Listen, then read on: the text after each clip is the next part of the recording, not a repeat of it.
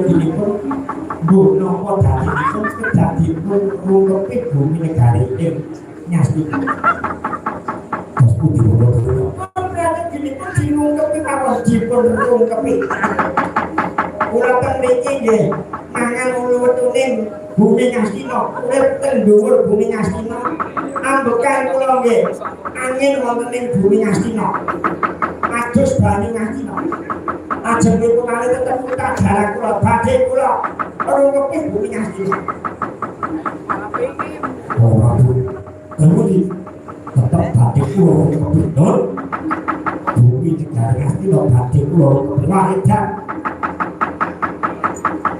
Menawi sampeyan lagi notabene yakin becik bumi Ngastina dirungkepi.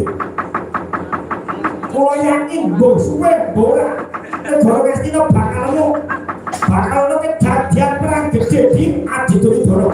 Kembang marura melu-melu. Mbok napa dadane di timbang sepet nyawa kahanan ing antarané sedulur padha ora cocok rebutan lemah. Luwih becik mung kakek kondur ning Ndoro di njaluk pamit mung kakek kondur Ndoro di.